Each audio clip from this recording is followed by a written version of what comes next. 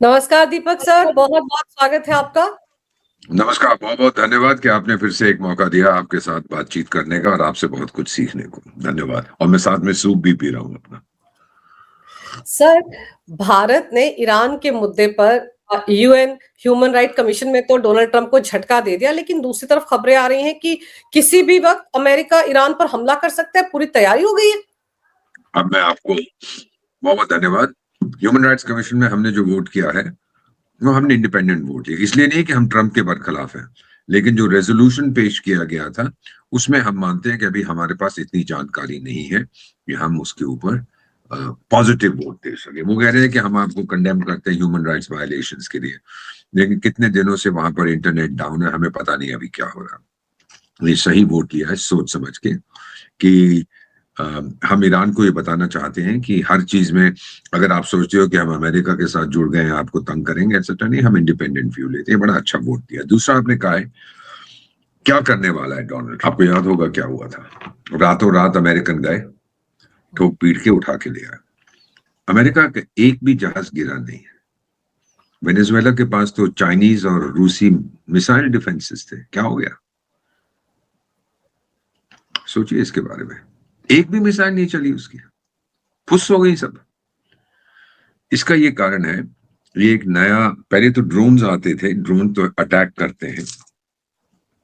Venezuela भी use कर रहा है, ये यूक्रेन भी यूज कर रहा है रूस के अगेंस्ट, लेकिन उसके साथ अब साइबर आ गया है। बेटा, ऑपरेशन सिंदूर में पाकिस्तान की भी चाइनीज मिसाइल्स थी, वो उड़ी क्यों नहीं? उनकी एयरफोर्स क्यों नहीं उड़ी हमारा मुकाबला करने के लिए? आजकल क्या होता है कि जो एयरक्राफ्ट है वो सैटेलाइट से अपनी जानकारी हासिल करता है। अगर आप सैटेलाइट ही उड़ा देंगे तो वो क्या करेगा?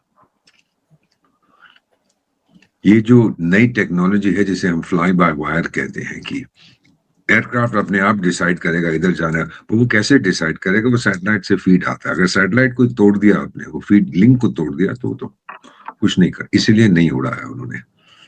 बाद में कहने के लिए कि फील्ड मार्शल ने इतने जहाज गिरा दिया, क्या फील्ड मार्शल पायलट भी है क्या? मुझे नहीं मालूम था। वो जो खेती मार्शल है ना, वहां गधा जो वहां पर, तो ये सब चीजें कहने के लिए होती है। सच्चाई ये है कि वेनेजुएला में एक भी मिसाइल फायर नहीं किया, क्योंकि डोनाल्ड ट्रंप की स्टेटमेंट सुनिएगा कि हमने वहां पे अंधेरा कर दिया था। हमारे पास वो एक्सपर्टीज है, हिज एग्जैक्ट वर्ड्स। अंधेरे का मतलब होता है कि हमने आपका कंप्यूटर सिस्टम खत्म कर दिया। पीछे आपने भी पढ़ा होगा कि मुंबई के बिजली के सिस्टम पर चीनियों ने कुछ अटैक करने की कोशिश की, इसने की उसने की, फिर हमें उसको बचाना पड़ा। तो ये नई चीज आ रही है, क्योंकि डिफेंस आपका जितना है वो सारा कंप्यूटर कंट्रोल है, और उसके अंदर हम एक वर्म डालते हैं। वर्म का मतलब होता है वायरस, और वो वर्म मेरे कंट्रोल में है। मैं 2 साल के बाद प्रयोग करूं, 10 साल के बाद प्रयोग, वो सो रहा है, मैं जगाऊंगा, वो खत्म कर देगा। बहुत साल पहले अमेरिका और इसराइल ने मिलकर ईरान के न्यूक्लियर प्रोग्राम में स्टुक्सनेट उसका नाम था उस वायरस का, वो डाल दिया था, और कई साल पीछे चला गया उसका प्रोग्राम। तो अब मेरा ये मानना है, जो लोग बड़ी बड़ी बातें करते हैं, ईरान ऐसा करे, उसके पास 1 करोड़ मिसाइल है, यार उसके पास लाख हजार करोड़ जितनी मर्जी हो, जब वो उड़ा ही नहीं सकता उनको तो क्या करेगा? तो ये बेसिकली अभी तक ट्रंप ने हमला नहीं किया था, क्योंकि वो उनको पूरी तरह से कंट्रोल करना चाहते थे। अब उसका वो एयरक्राफ्ट कैरियर और उसके साथ जो जहाज है वो भी आ रहे हैं, और फिर उसके कई सारे कार्गो प्लेन्स जॉर्डन में लैंड किए। इतने सारे एक टाइम पे नहीं आते, उनके पास भी ये क्षमता है कि वो हमला कर सके। ट्रंप ने जो कहा था ना, वो मैं बहुत ध्यान से मैंने सुना था। कहता वी हैव सम एक्सपर्टीज। ये क्या एक्सपर्टीज है कि आपने वहां पे अंधेरा कर दिया? आपको कोई आदमी नहीं गया था स्विच ऑफ करने? बाद में कहा जी उसने खरीद दिया लोगों को, ये वो सब बकवास है, ये सब रिमोटली किया गया था।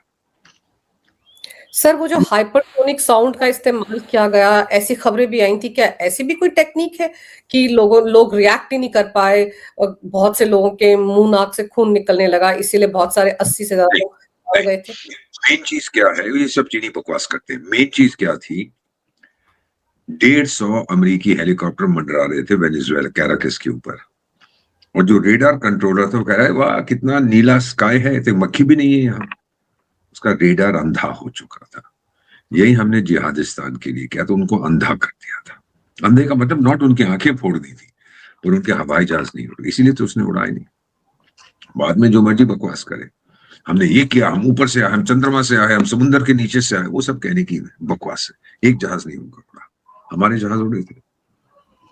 तो आपको लगता है कुछ ऐसी टेक्निक का इस्तेमाल ईरान 100% वो प्रयोग कर रहे, इंतजार कर रहे थे, पता लगाने की कोशिश कर रहे हैं। और जिन लोगों को ये मालूम नहीं है, बेटा ये मैं अपनी तरफ से नहीं कह रहा, आज भी कुछ डिस्कशन में थे, हमारे कुछ जनरल साहिबान वगैरह आते हैं, उनको मालूम नहीं है ये क्या चीज है। वो फिर यहाँ से आएगा, वहां से आएगा, ऐसा होगा, वैसा होगा। ये जो जनरल साहिबान है, इनसे कहिए कि विदेश मामलों में दखल ना दिया करें, कि इनको पता नहीं है क्या हो रहा है। हाँ, फौज कहाँ से आएगी, ये इधर आएगी, मैं उसमें नहीं दखल देता, क्योंकि मुझे नहीं पता, मैं फौजी, आई डोंट अंडरस्टैंड दिस। लेकिन डिप्लोमेसी में कृपया मेरे पास छोड़ दीजिए, 52 साल मुझे हो गए। तो वेनेजुएला का एग्जाम्पल मैंने कुछ मेरे अमेरिकन दोस्त हैं उनसे पूछा, एक वहां जनरल साहब हैं जो इस तरह की साइबर वॉरफेयर में एक्सपर्ट है, तो उन्होंने पूरा मुझे एक्सप्लेनेशन दिया कि हमने उसके कंट्रोल सिस्टम को ध्वस्त कर दिया, एक भी मिसाइल नहीं उड़ी। इसका क्या मतलब है? तो ये एक नया अब जंग में सिस्टम आ रहा है, और अमेरिका अब ईरान के सिस्टम को जैम कर देगा। हैक नहीं, जैम होता है, वो खत्म हो गया, सिस्टम खत्म हो गया, और आपकी मिसाइलें वहीं की वहीं पड़ी रहेंगी। अरे ये कितने अच्छे खिलौने हैं। तो ये कहना उसके बाद 3,000 है, 10,000 है, 1 करोड़ है, कोई फर्क नहीं पड़ता। जब उड़ेंगे नहीं तो क्या करेगा, पटाखे बनाएगा दिवाली के? क्या है, ट्रंप ठोकेगा कि नहीं? ट्रंप को 5 चीजें करनी है 2026 में, जो मैं समझ पाया हूं। जो किराने की दुकान में जाते ना बेटा, पुराने जमाने में तो भाई जाके ये चीजें ले आई, लिस्ट बना ले, तो 5 चीजें बनाई, मैं आपको बता भी देता हूँ। पहली चीज उसकी थी वेनेजुएला, सारी दुनिया को बताना कि ये मेरा बागीचा है, यहां घुसोगे टाइगर तो ठोकूंगा आप लोगों को। यूरोप के कौन से देश ने आलोचना की जो वेनेजुएला में हो रहा है? सब चुप थे। और ब्रिटेन का प्राइम मिनिस्टर, वो स्टारबक्स या स्टार वॉर्स या जो भी उसका नाम है, बेवकूफ, वो कहता मैं ट्रंप से पूछूंगा कि क्यों किया, कैसे किया, यानी मैं भी सीखना चाहता हूं कि कैसे किया। बेवकूफ है। जो फ्रांस का बड़ा डेमोक्रेटिक और ये और वो है, उसने कहा अच्छा किया मदुरो को उठा लिया। सब तो सराहना कर रहे थे क्योंकि वेनेजुएला यूरोप में नहीं है। फिर दूसरा जो उसका इरादा है, मेरा मानना है कि दूसरा उसका इरादा ग्रीनलैंड है। ग्रीनलैंड को लेकर तो सर यूरोप बड़ी आंखें दिखा रहा था।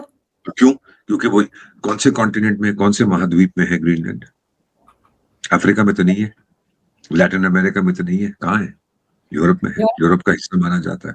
तो जब उस पे आई बात, ओ सब तैयार, किसी ने 10 सिपाही भेज दिए, किसी ने 15 भेज दिए। वो अमेरिकी एक पनडुब्बी जाएगी, वो सब भाग जाएंगे, और जर्मनी तो वैसे ही भाग गए पहले। दूसरा उसका है ग्रीनलैंड।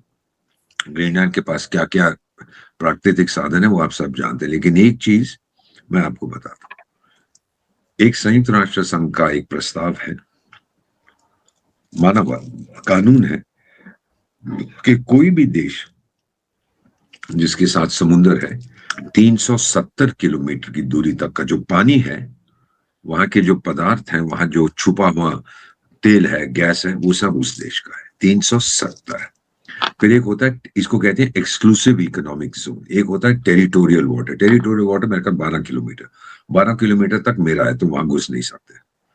लेकिन 370 किलोमीटर तक जो कुछ मिलेगा समुद्र में वो मेरा है। तो ग्रीनलैंड दुनिया का सबसे बड़ा द्वीप है, और 370 किलोमीटर का आप अनुमान रखें। क्या है वहां? बहुत सारी नेचुरल रिसोर्सेज है, तेल है, गैस है। द्वीप पे इतना कुछ नहीं है। वो द्वीप को क्यों कंट्रोल कर, उसको जमीन थोड़ा चाहिए, धरती तो बहुत है। उसको चाहिए कि इर्द गिर्द समुद्र में जो कुछ है। ये कहानी है कि रूस ना आए, चीन ना आए। अब रूस ने साफ कह दिया यार मेरा क्या जाता है, लेना है तो ले ले, मुझे क्या है। चीन खामोश है, बोलेगा हम ये करेंगे वो करेंगे, कुछ नहीं करेगा, क्यों पंगा लेगा, चाचा लगता है डेनमार्क उसका। सो ये चीजें अगर आप ध्यान में रखें कि वो ऑयल एंड गैस जो समुद्र के नीचे है, उसको मालूम है सारा कुछ। फिर उसके सिपाही वहां कब से बैठे, दूसरे विश्व युद्ध से बैठे, कई उसकी अग्रीमेंट है। अभी तो मैंने सिर्फ एक पेश है, उसके बाद चाहूं तो मैं 10 बना सकता हूँ, चाहे तो मैं 500 बना सकता हूँ। इसका मतलब इफेक्टिवली तो उसी का है। तो अभी क्या करेगा, एक अंतरराष्ट्रीय समझौता होगा, और ये जितने यूरोपियन देश हैं चुपचाप से हस्ताक्षर कर देंगे। इसमें दम है ट्रंप से पंगा लेने का।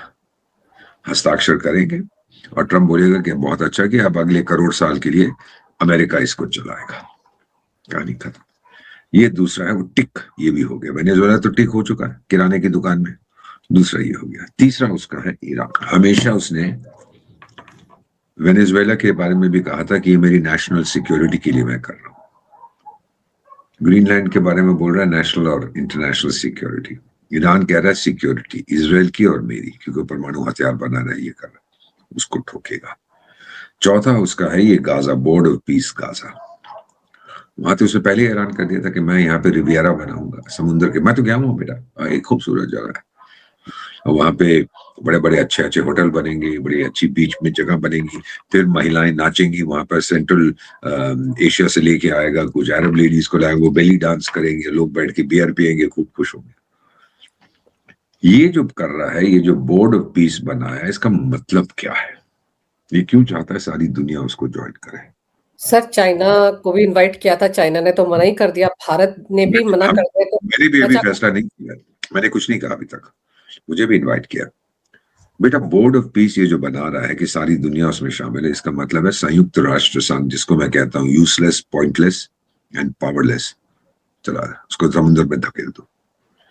और फिर जो नया बोर्ड ऑफ पीस बनेगा, उसका सुप्रीम कमांडर अगले 1 करोड़ साल के लिए डोनाल्ड ट्रंप रहेगा। भले ही राष्ट्रपति रहे ना रहे, इसका चेयरमैन रहेगा।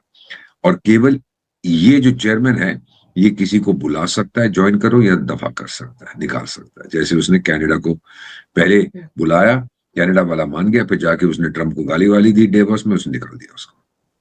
क्योंकि ट्रंप भी बड़ा शॉर्ट टेम्पर्ड है ना, उसको कोई मुखालफत करोगे बड़ा नाराज हो जाता है। तो अब जो नई संस्था बनेगी, जो बोर्ड ऑफ पीस कह रहा है, उसने ये भी कहा कि सिर्फ गाजा के लिए नहीं है, ये दुनिया में जहां जहां समस्या हो रही है उसके लिए भी है। तो ये एक मैंने मॉडल बना दिया। और फिर वीटो पावर जो संयुक्त राष्ट्र संघ में है, ट्रंप को बड़ा गुस्सा आता है, जो कुछ वो करना चाहता है, कोई चाइना वीटो कर देता है, रूस वीटो कर देता है, बाकी ब्रिटेन और फ्रांस में तो दम नहीं है, दोनों वीटो कर देते हैं जो वो करना चाहिए। यहां मैं हमला करूंगा ना, बिल्कुल नहीं वीटो। फिर वो प्रस्ताव लेके आता है, जी देखो अब तो मुझे बिल्कुल जाके नाइजीरिया को ठोकना है, वो वीटो, वो परवाह नहीं करता, बाहर में जाए, लोग खुद जाके ठोक पीट के आ जाते। तो ये जो नया बनेगा, इसमें केवल एक व्यक्ति के पास वीटो होगा, अमेरिका। और ट्रंप चाहे राष्ट्रपति हो ना हो, वो चेयरमैन रहेगा। आप समझिए मैं क्या बोल रहा हूँ? तो ये संयुक्त राष्ट्र संघ की जगह एक नई संस्था बना रहा है, ये भी टिक हो जाएगा। और आखिरी बचेगा डिएगो गार्सिया, जो मॉरिशस के पास है। मॉरिशस का होता था 200 साल से ब्रिटिश के पास है, अब वो लौटा रहे हैं। है मॉरिशस का, लेकिन ब्रिटिश लोग उसको 99 साल की लीज पे दे रहे हैं, कमीने कहीं के। मेरी धरती और मुझे ही तो हम किराए पे वापस कर रहे हो, क्या बकवास करते हो? उसको लेगा, कहेगा मेरे यहाँ पे मेरा मिलिट्री बेस है, ये मेरा। ये 5 चीजें 2026 में वो करेगा। बाकी उसकी पर्सनल क्रिप्टो करेंसी में अरबों डॉलर कमाएगा, इधर कमाएगा, उधर कमाएगा, लेकिन बेसिक उसका ये है। और 5 जो मुद्दे मैंने आपको बताए हैं, वेनेजुएला का, ईरान का, गाजा का, डिएगो गार्सिया का, और इसका ग्रीनलैंड का, ये सब में सिक्योरिटी सिक्योरिटी सिक्योरिटी कॉमन उसका। जहां आपने सिक्योरिटी का नाम लिया, आपके देश का कोई भी उसकी मुखालफत नहीं करेगा, यार तो हमारी सुरक्षा के लिए है।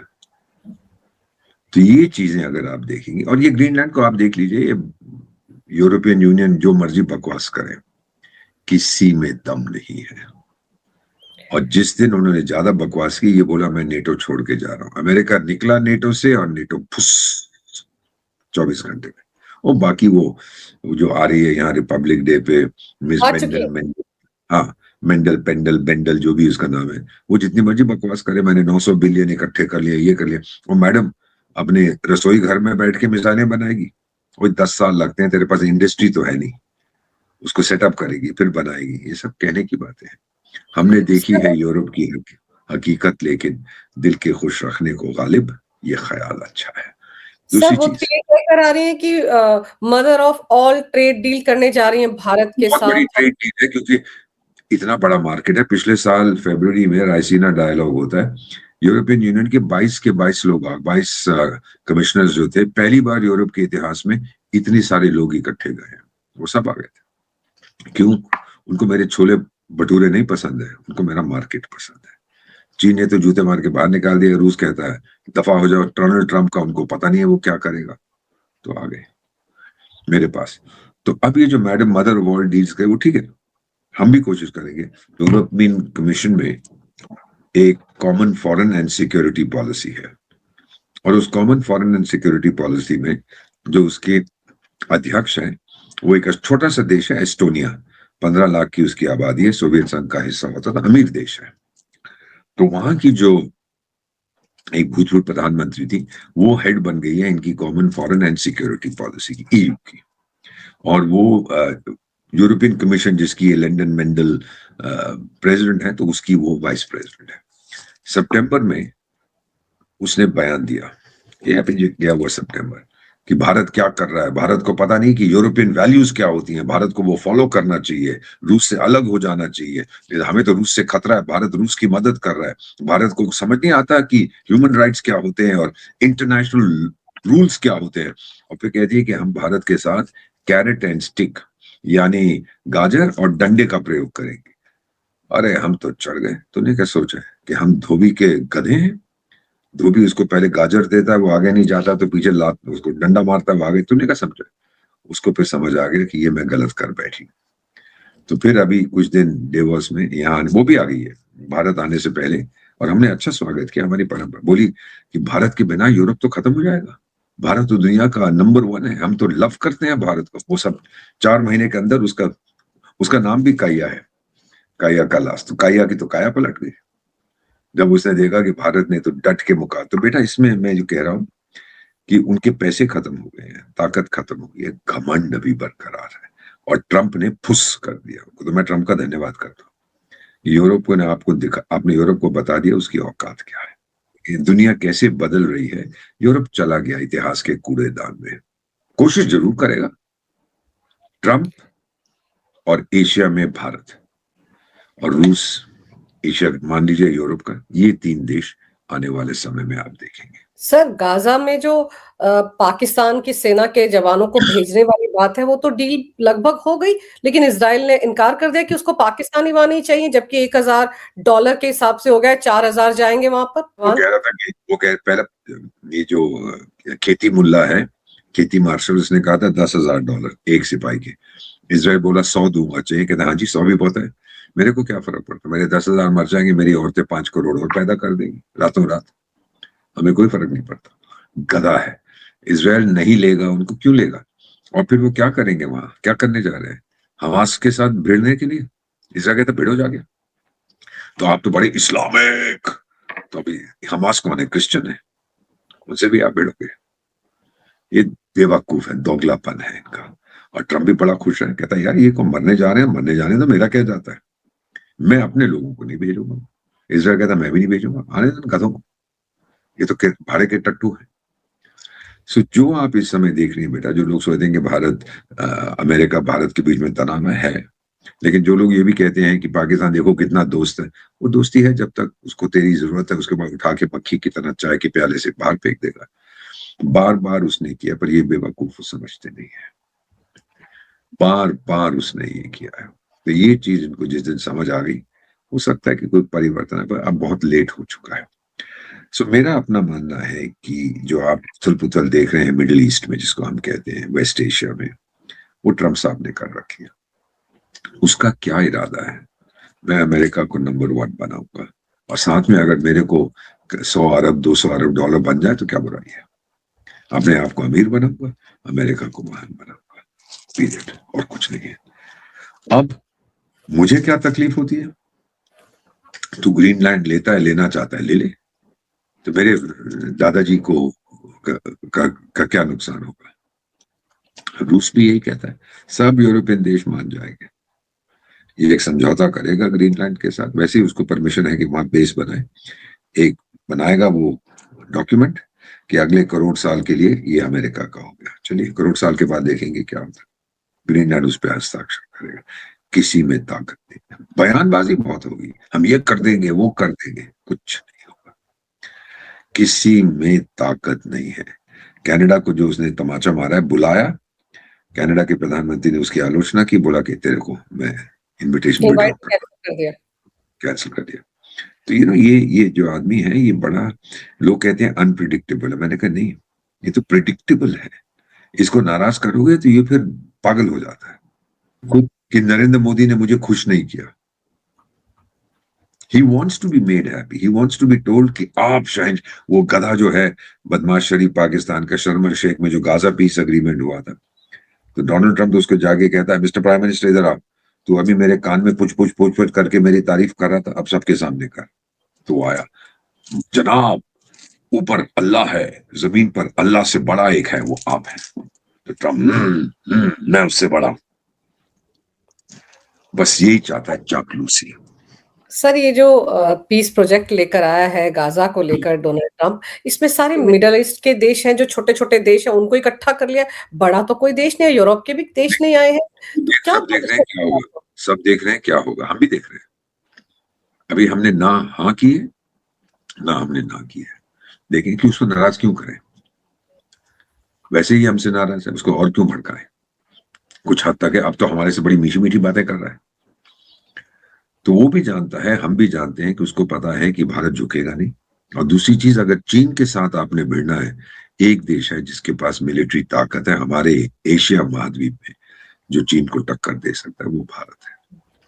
ये कुछ समझ गए।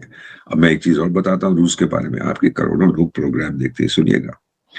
जब हम रूस से तेल खरीद रहे थे तो एक यूरोपियन नेता ने कहा कि आप लोग ने संयुक्त राष्ट्र संघ में, हमने एक प्रस्ताव रखा था रूस को गाली देने के लिए, और उसने तो अग्रेशन किया है और आपने उसको कंडेम नहीं किया, ये क्या बात है, करना चाहिए था। तो हमने कहा हाँ साहब, बजा फरमा रहे हैं। अच्छा, गालवान में जब चीन ने अग्रेशन किया था तो आपने कितनी आलोचना की थी चीन की। हाँ, चलो चाय पीते हैं।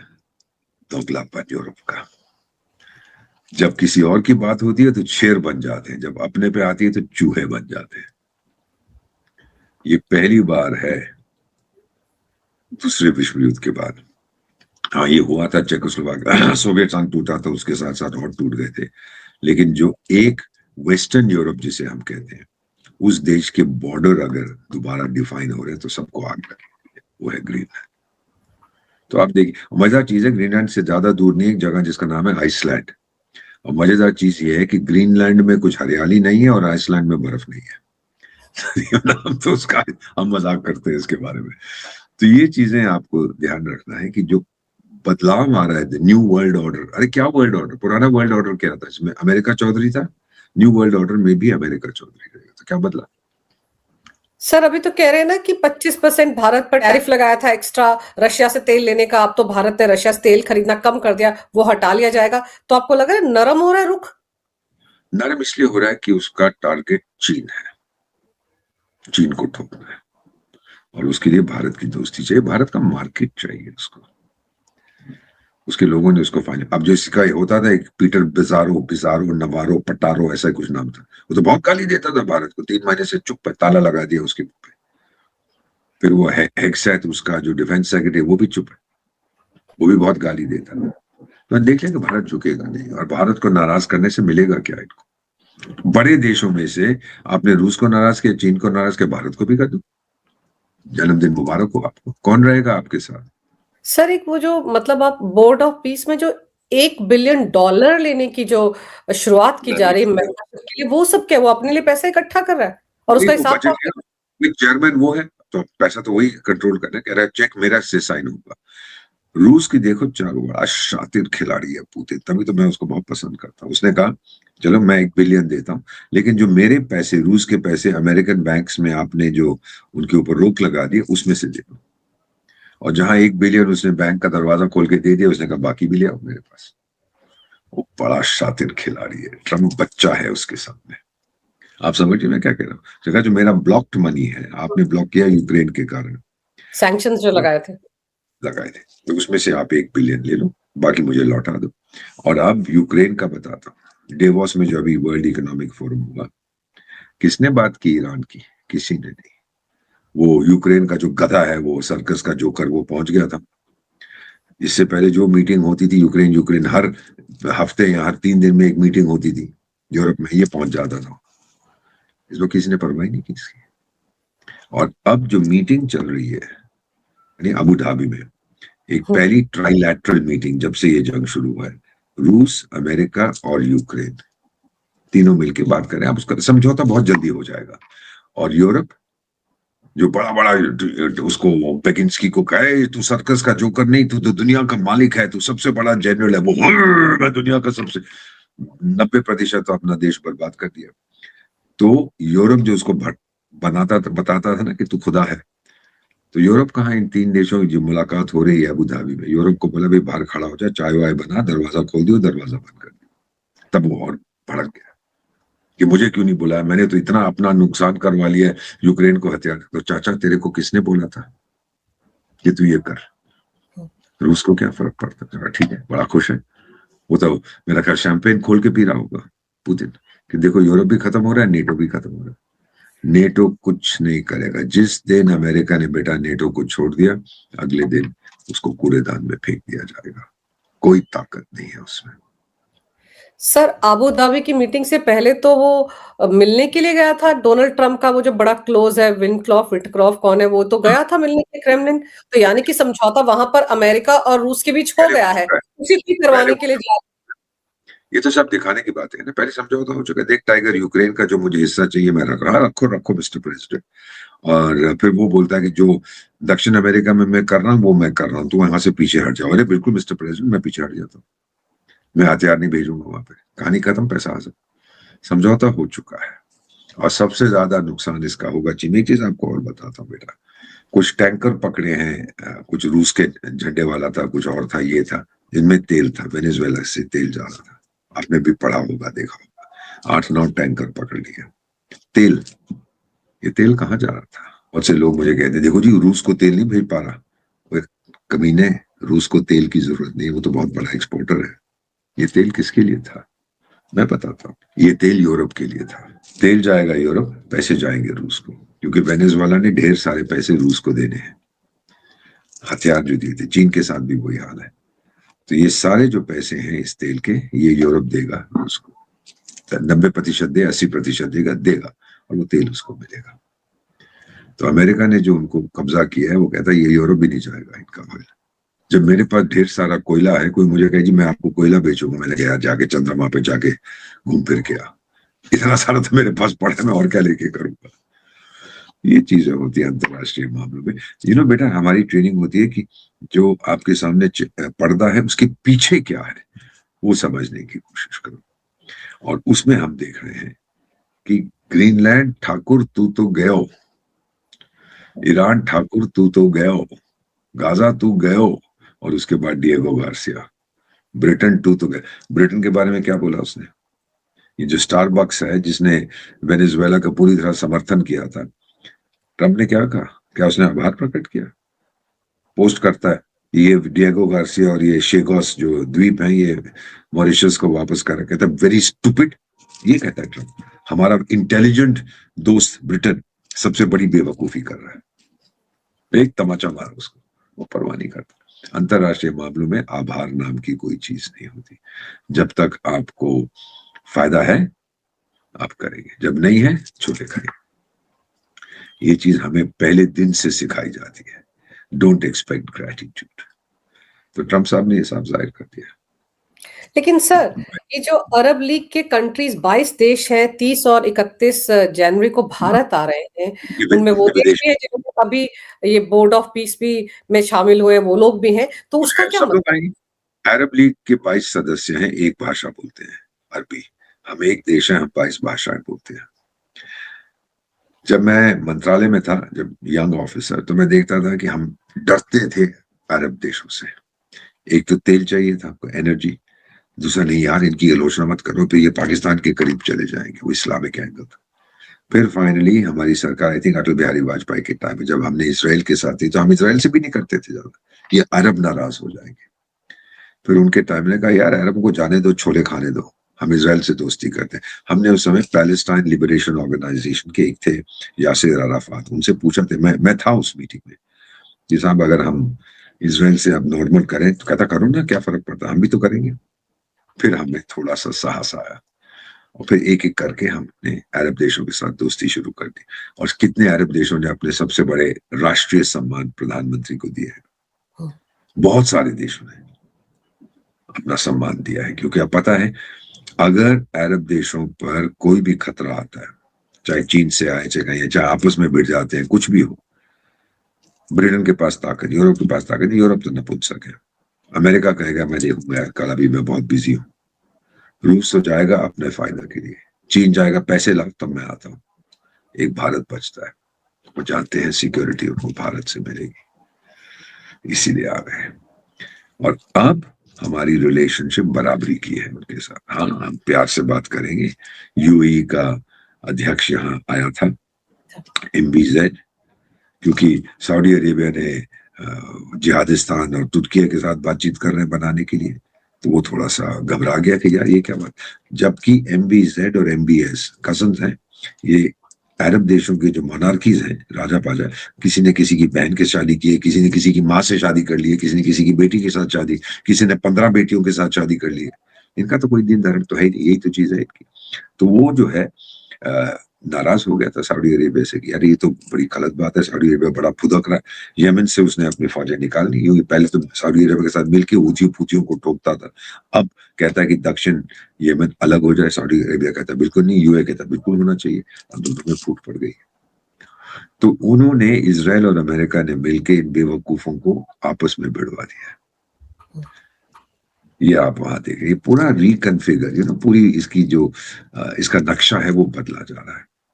और मुझे एक बार मुझे याद है, जब मैं फ्रांस में पढ़ता था तो Yasser Arafat, PLO, Palestine Liberation Organisation के अध्यक्ष, ने कहा था जब तक इजराइल है हम इजराइल से लड़ेंगे, मान लीजिए इजराइल नहीं है हम आपस में लड़ेंगे।